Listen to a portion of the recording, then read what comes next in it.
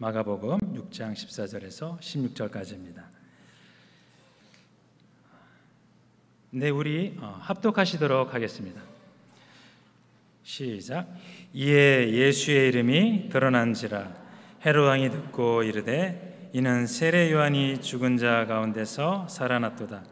그러므로 이런 능력이 그 속에서 일어나느니라 하고, 어떤 이는 그가 엘리야라 하고 또 어떤 이는 그가 선지자니 옛 선지자 중에 하나와 같대 하되, 헤롯은 듣고 이르되 내가 목벤 요한 그가 살아났다 하더라. 아멘. 네, 오늘 말씀은 주님만 높이는 인생이란 제목으로 말씀을 나누겠습니다.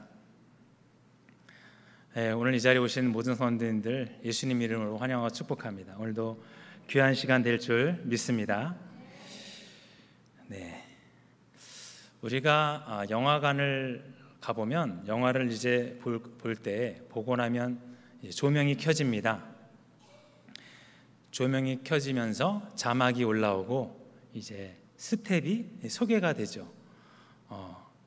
이때 그 영화의 어떤 그런 감동스러운 장면들이 지나가고 또 가슴 찡했던 장면들도 지나갈 것입니다.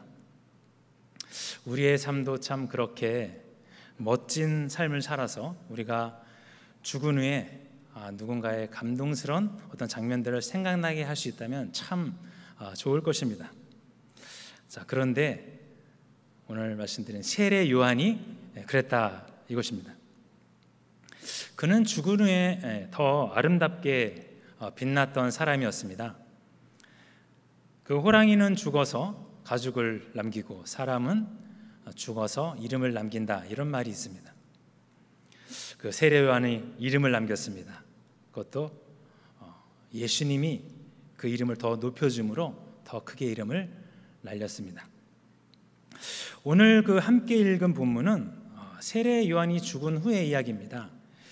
그 이 당시 분봉왕 헤롯은 그 부인 헤로디아가 꾀를 써서 세례 요한을 죽이고 또 그를 잊고 살았습니다.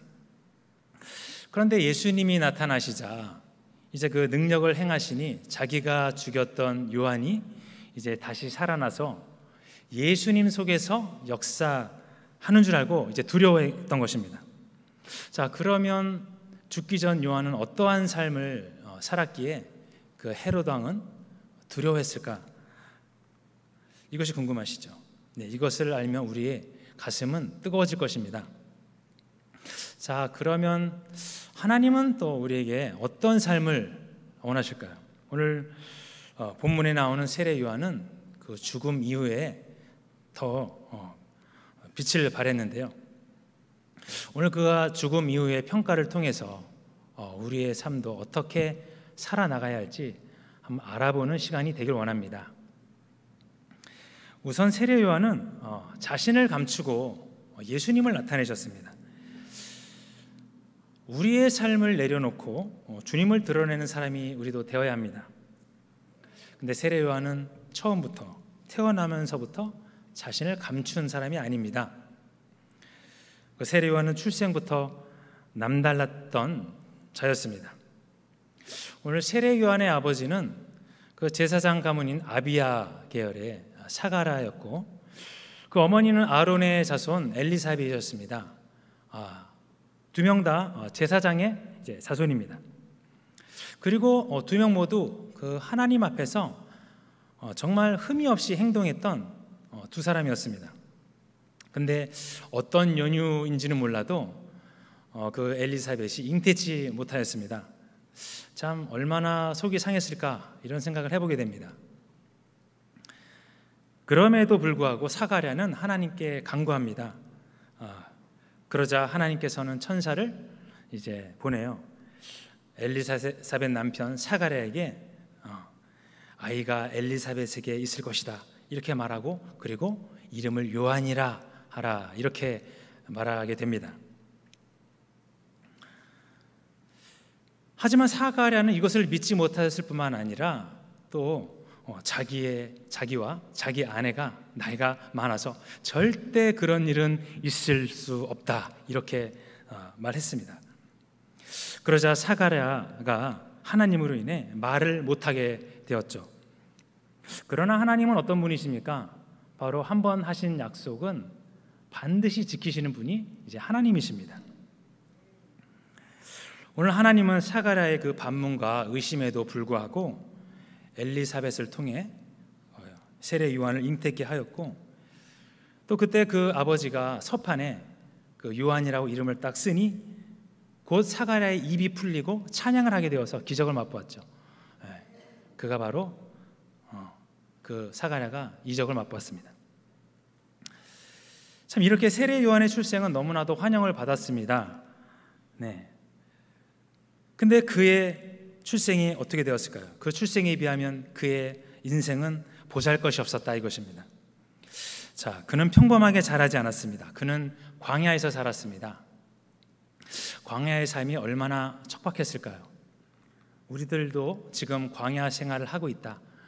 이 복잡한 서울에서 얼마나 힘들게 살고, 나는 얼마나 힘들게 살고 있는가, 이렇게 생각할 수 있는데요. 물론 힘들게 사십니다. 그런데 요한보다 더 힘들까요? 오늘 그의 음식은 메뚜기와 석청이었습니다. 어떻습니까? 제가 한 2년 전에 뷔페 식당에 간 적이 있었습니다. 거기에 가니 이런 음식이 있었습니다. 바로 메뚜기 튀김이었습니다. 그 옆에는 사이좋게 개구리 뒷다리 튀김이 있었습니다. 자, 왜 개구리와 그 메뚜기를 붙여놨을까 생각을 했는데, 제가 그 메뚜기 튀김을 본 순간 세례 요한이 생각이 났습니다. 참 요즘엔 그것을 이제 별미로 먹지요. 그러나 요한은 그것을 주식으로 먹었습니다. 오늘날의 별미인 메뚜기를 주식으로 먹으니 요한이 기분이 좋았을까요? 어떠십니까? 피자가 있고 메뚜기 튀김이 있다면 성도님들은 어떤 것을 드시겠습니까? 자, 피자보다 메뚜기 튀김을 먹겠다, 손들어 보십시오. 네, 모두 피자를 드시겠죠. 그 시대에 피자가 있었다면 요한도 메뚜기를 놔두고 피자를 먹었을까요? 그의 삶이 보여주듯 그는 의식주에 있어서 절제하며 살았습니다. 그가 태어날 때는 멋지게 드러났지만 그의 삶은 완전히 사라지는 그런 인생이었습니다. 자, 그는 사역에 있어서도 겸손했습니다. 이사야서에 말씀이 나오는데요. 광야에 외치는 자의 소리가 있어 이르되 라는 말씀에 맞게 요단강에서 요한은 세례를 베풀었습니다. 그리고 많은 제자들을 이제 거느리고 있었습니다. 그는 또한 그 바리새인들에게 이 독사의 자식들아 라고 말하면서 진리를 담대하게 선포했습니다. 그렇게 사역적으로 인정받는 사람이었지만 그 예수님 앞에서는 겸손했습니다. 네, 이런 말씀을 했습니다. 내 뒤에 오시는 이는 나보다 능력이 많으시니 나는 그의 신들매도 감당치 못하겠노라. 누가 시킨 것이 아니었습니다. 자발적인 행동이었습니다. 자기를 드러내기 위한 것이 아니라 그는 요단강에서 세례를 베푸면서 주의 길을 예비했다, 이것입니다. 그도 메시아를 기다린 것입니다. 예수님을 이제 바라고 찾은 것입니다. 어떠신가요? 세례 요한은 능력이 많았지만 자신을 낮추고 예수님을 나타냅니다. 자신은 사라지나 이제 그분을 높이는 것입니다. 자신만을 위한 삶이 아니었습니다. 참 그 몇 년 전에 코로나가 참 창궐했습니다. 참 코로나가 우리의 삶의 많은 부분을 바꾸어 놓았는데요. 코로나 때문에 많은 분들이 백신을 맞았습니다. 성도님들은 몇 차까지 맞으셨습니까? 혹시 3차까지 맞으신 분 계신가요?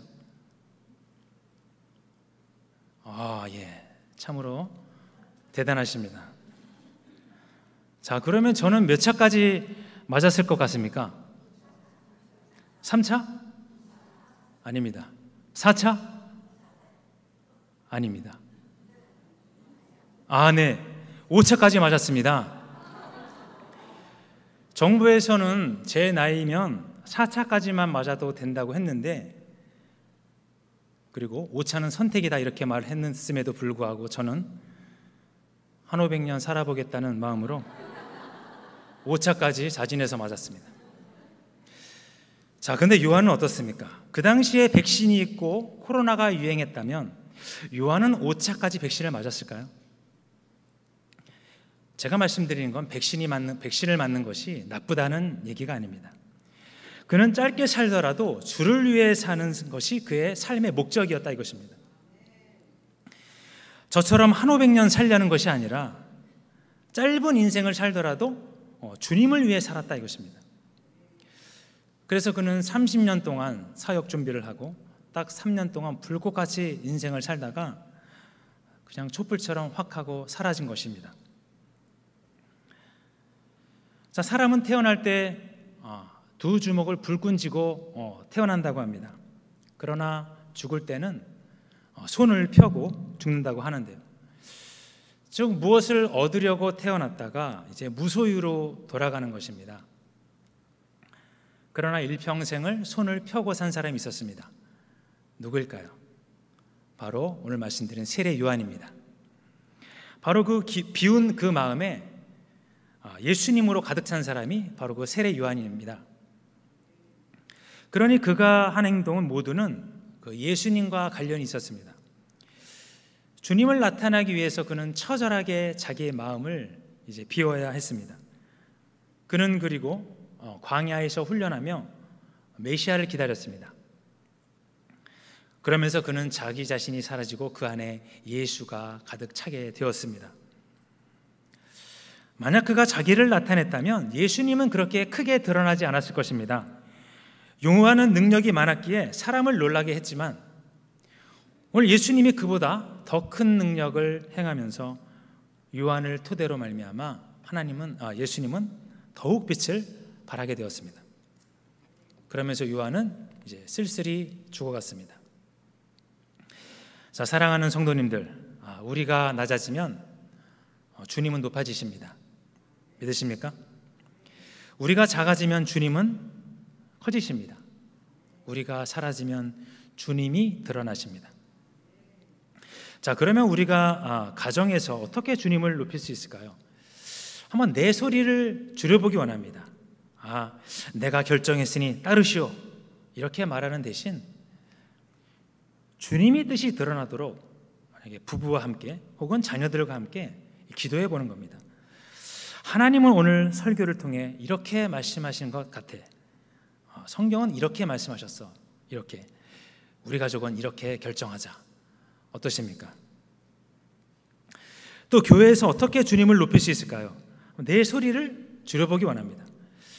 내 생각엔 이렇습니다. 목사님들 생각은 저와 다릅니다. 우리 목자는 나랑 성향이 안 맞아. 이렇게 말하는 대신에 하나님의 뜻이 목사님들을 통해 드러나는구나. 주님께서 나에게 붙여주신 우리 목자가 제일 좋아. 아멘이십니까? 이렇게 말해보는 게 어떻겠습니까? 그럴 때 나는 사라지고 이제 주님이 드러나는 것입니다. 자, 그렇다면 세례 요한의 죽음은 말 그대로 개 죽음이었을까요? 오늘 그 역사 속에서 완전히 사라졌을까요? 그는 모든 이들의 기억 속에서 사라졌을까요? 그렇지 않습니다. 예수님은 요한을 높여주셨습니다. 예수님께서 사라졌던 요한의 이름을 높여주신 것인데요, 오늘 마가복음 6장 17절 이후에 보시면 이런 내용이 나옵니다. 요한은 옥에 갇히게 되었습니다. 왜냐하면 그 당시 분봉왕 헤롯이 그의 아내를 버리고 그의 이복 동생인 남동생의 아내 헤로디아를 취하게 되어 그것을 요한이 불법이다 이렇게 지적했을 때 헤롯이 그를 옥에 가두어 버린 것입니다. 참 요한은 옳은 말을 하는 사람이었습니다. 요한은 계속해서 헤롯의 부당성을 이야기했습니다. 근데 그럴수록 헤로디아와 헤롯은 이제 요한을 못마땅하게 생각한 것입니다. 그런데 어느 날 헤롯이 생일이 찾아왔습니다. 참 요한을 어떻게 죽일까 고심해왔던 헤로디아에게 좋은 생각이 떠오른 것입니다. 어떻게 해서라도 그 헤롯의 마음을 기쁘게 하여 내 편을 만든 후에 요한을 죽일 수 있는 일을 한번 벌이고자 했습니다. 그때 그의 딸이 헤롯 왕 앞에서 춤을 추어 헤롯을 기쁘게 합니다. 참 그러자 욕심이 많고 즉흥적이고 우유부단했던 헤롯이 대신들 앞에서 이런 이야기를 합니다. 내 소원이 무엇이냐? 내 나라의 절반이라도 주마 라고 말입니다. 자, 그러자 그 딸은 어머니 헤로디아에게 무엇을 구할까 물어봅니다. 그러자 어머니 헤로디아는 세례 요한의 머리를 달라고 해라 이렇게 말합니다.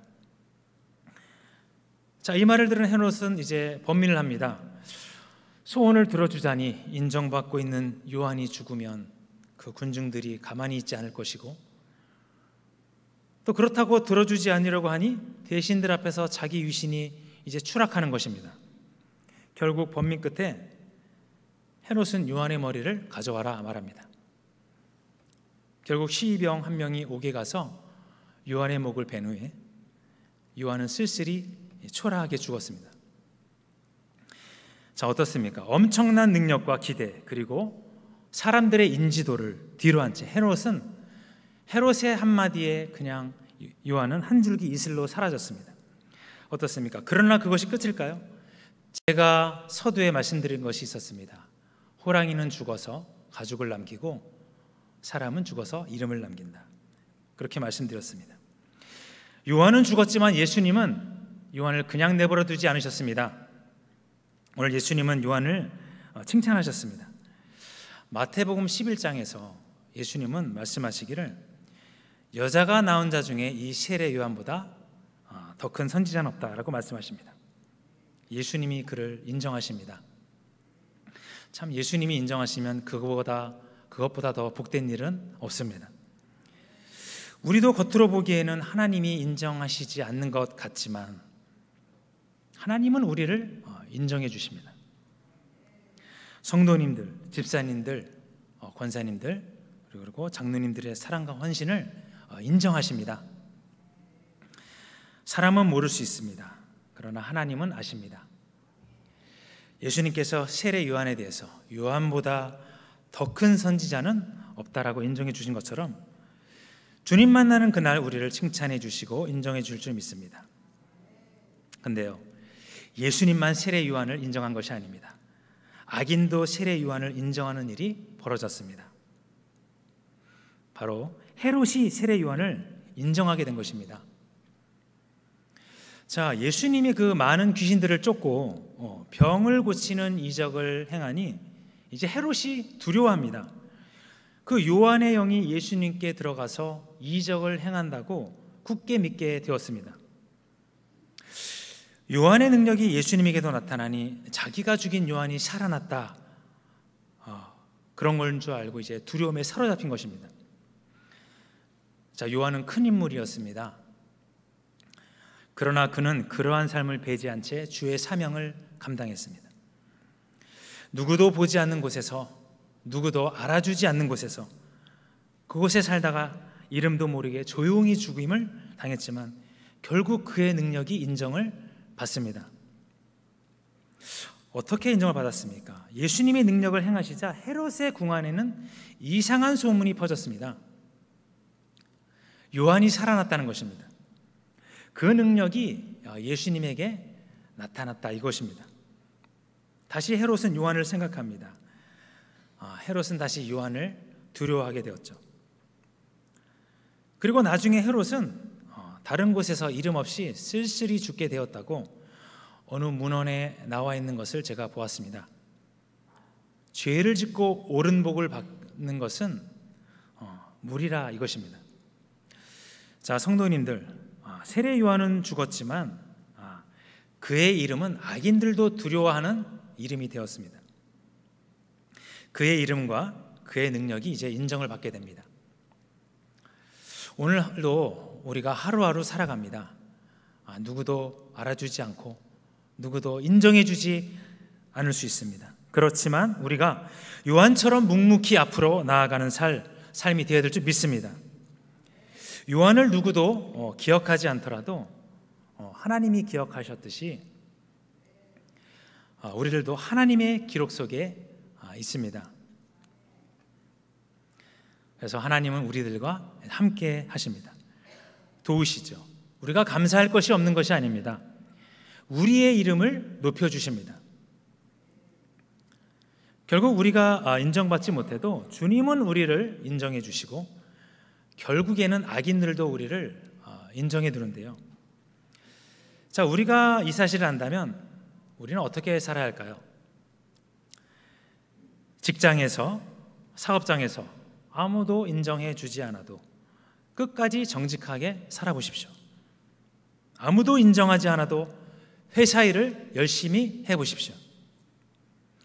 아무도 인정하지 않아도 제일 먼저 출근해서 기도를 시작하여 보십시오. 아무도 인정하지 않아도 직장 상사들을 잘 섬겨 보십시오. 때가 되면 주님께서 높여주실 줄 믿습니다. 하나님은 여러분을 사랑하십니다. 또 하나님은 여러분에게 복을 주십니다.